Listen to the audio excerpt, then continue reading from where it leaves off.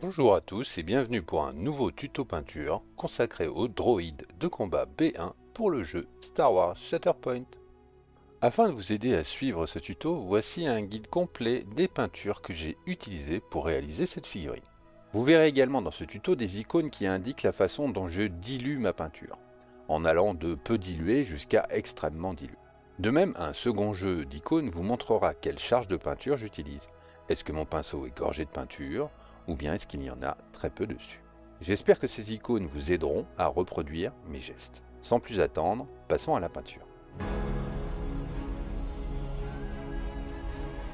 J'ai décidé de monter mes droïdes de combat B1 séparément de façon à ce que tout soit plus accessible. Et donc j'ai commencé par leur faire une sous-couche de Panzer Grey intégrale sur laquelle je suis revenu faire un zénithal avec un Wolf Grey de façon à détacher un peu plus les détails.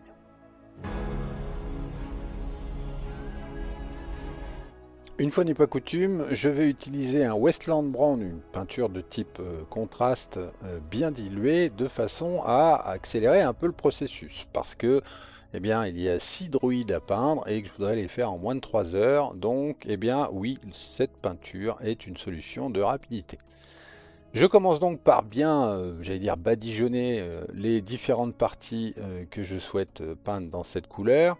Attention à ne pas laisser de trous et attention à bien diriger, on va dire, cette peinture de façon à créer des coulures, on va dire, aux bons endroits, de façon à être, je dirais, raccord avec la lumière en général. Et prévoyez bien d'avoir tous vos droïdes montés à côté de façon à enchaîner le processus sur tous les droïdes d'un coup plutôt que de les faire un par un. Vous gagnerez du temps.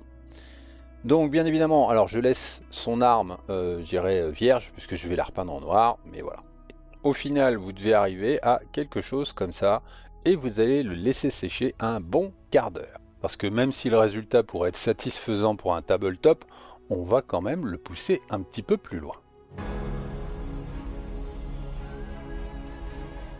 Je commence à revenir sur mon travail de l'Express avec un Medium Sand qui en gros va me permettre de reprendre ce que je trouve un petit peu disgracieux dans le travail de cette peinture. Donc en gros je repasse et j'atténue les défauts que peut avoir l'effet contraste avec des zones un peu diffuses, un peu pas forcément orientées dans le bon sens, etc. Donc quelques petits coups de pinceau avec une peinture assez diluée, ça corrigera les problèmes.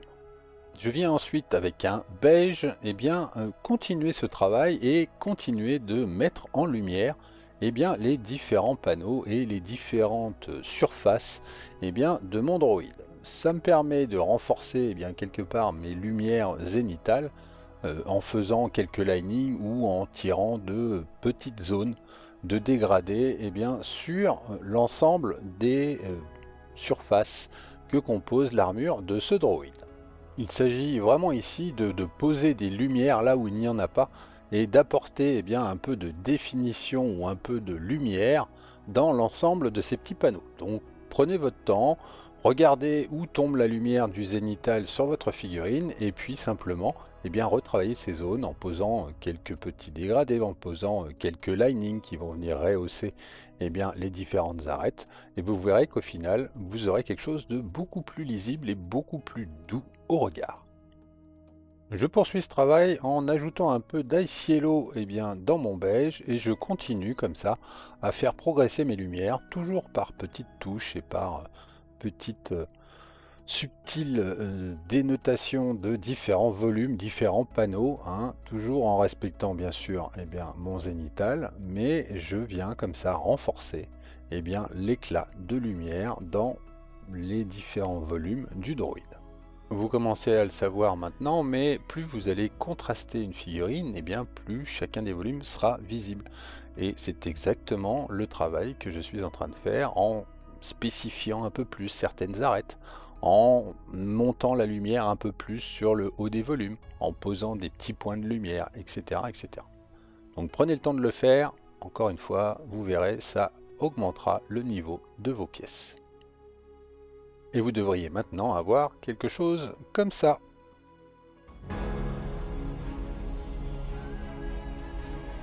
On va maintenant passer au marquage des squads et pour ça je viens avec un Dirty Red peindre quelques zones. Je me suis un peu référé à l'Artbox mais honnêtement vous êtes tout à fait libre de marquer ça comme vous l'entendez et je pense que personne ne viendra vous dire que vos droïdes ne sont pas au bon marquage. Essayez juste d'être un peu précis et de marquer des endroits qui sont visibles vraiment sur la figurine plutôt que caché sous ses bras ou derrière sa tête. De toute façon, inutile d'en faire de trop, ça ne servirait pas à la lisibilité de la figurine. Choisissez juste quelques zones pour y faire quelques traits ou peindre la plaque dans la couleur de Dirty Red. Jusqu'à obtenir quelque chose comme ceci. Avec un Blood Red, tout simplement, je vais revenir maintenant éclairer ces zones de Dirty Red pour les faire correspondre à l'ensemble de la lumière et à l'ensemble des volumes que j'ai déjà donné sur ma figurine. Donc tout simplement, je pousse ma lumière vers le haut des volumes et j'essaye de respecter comme ça ma lumière zénitale en boostant la saturation de ce rouge, l'emmenant vers un rouge de plus en plus vif. Et selon les zones, un simple lining pourra suffire à marquer cette différence de façon à monter la lumière, jusqu'à avoir quelque chose comme ça. J'ajoute ensuite un petit peu d'Ice Yellow à mon Blood Red de façon à avoir une couleur rouge rosé légèrement plus claire qui va me permettre de marquer comme ça encore plus ma lumière ou de marquer totalement les différentes arêtes sur mon droïde.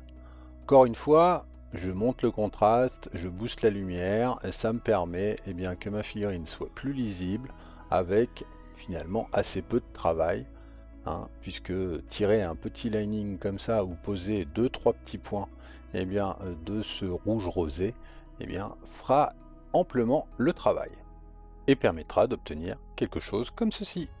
Allez, on s'attaque maintenant à son arme avec un noir bien dilué. Je viens recouvrir l'ensemble de son blaster. Jusque là rien d'exceptionnel, on l'a déjà fait plusieurs fois sur d'autres figurines.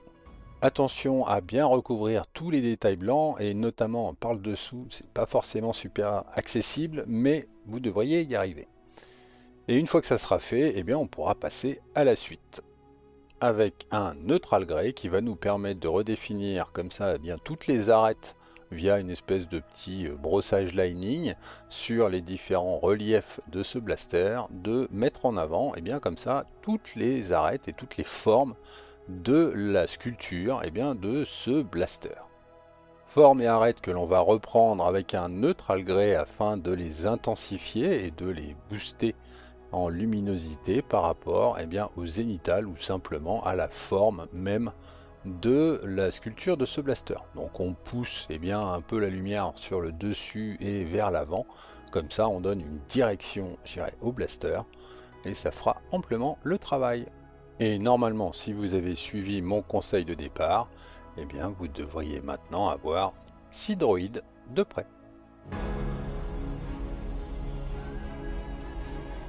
Et voilà, les innombrables droïdes de combat B1 sont maintenant terminés et ils vont pouvoir rejoindre les rangs de l'armée séparatiste.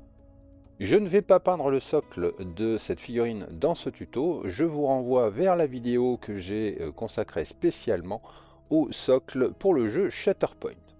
Si vous avez aimé cette vidéo, n'hésitez pas à la liker, à la commenter ou à la partager. Vous pouvez également vous abonner à la chaîne et en activant la cloche, vous serez prévenu de la sortie des prochains tutos concernant le jeu Star Wars Shatterpoint. J'espère que ce tuto vous aura plu et rendez-vous pour le prochain et en attendant, que la force soit avec vous.